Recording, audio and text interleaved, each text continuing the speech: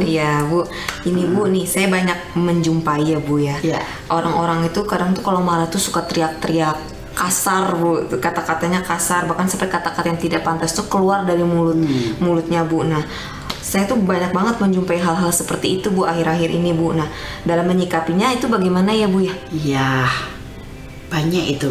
Kalau diingatkan, oh saya lagi stres. Iya, ya habis dia yang terlalu. Oh ya, sebenarnya itu bukan alasan Iya. ya. Apalagi kita ini sekarang sejak lahir baru di dalam Yesus Kristus, kita tuh bukan orang dunia lagi. Iya. Atau orang keduniawian, tapi kita ini orang kerajaan Allah, di mana kita harus mau mengenakan manusia ciptaan baru seperti yang tertulis dalam Kolose, beserta dengan karakter-karakter Kristus. Iya.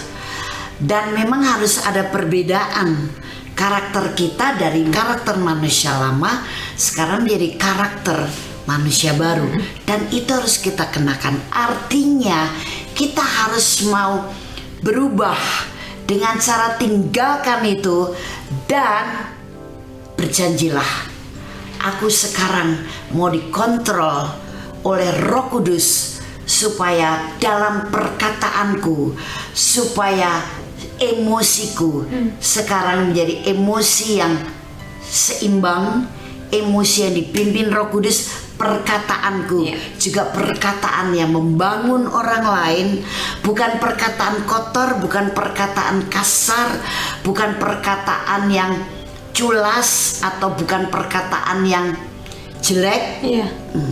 Jadi perkataan kutuk, awas ya nanti kamu, nah dan sebagainya.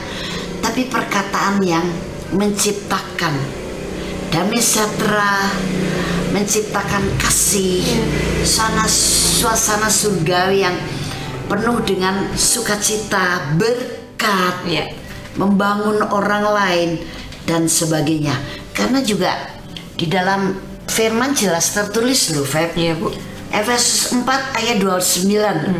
Janganlah ada perkataan kotor keluar dari mulutmu, tetapi pakailah perkataan yang baik untuk membangun di mana perlu, supaya mereka yang mendengarnya beroleh kasih karunia. Jadi pada akhirnya orang lain akan menerima kasih karunia dari diri kita, dari hidup kita, dan Tuhan juga mengacungkan jempol, orang lain juga mengacungkan jempol. Oh ya, karena dia orang Kristen sih, makanya luar biasa karakternya, tingkah lakunya, perkataannya, semuanya untuk memuliakan dia.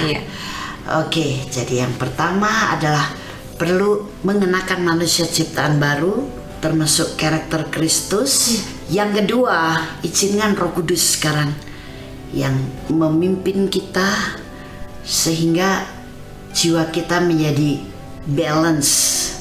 Kalau marah tidak over, firman juga bilang janganlah marah sampai matahari terbenam loh. Dan bisa berubah dengan jadi dendam.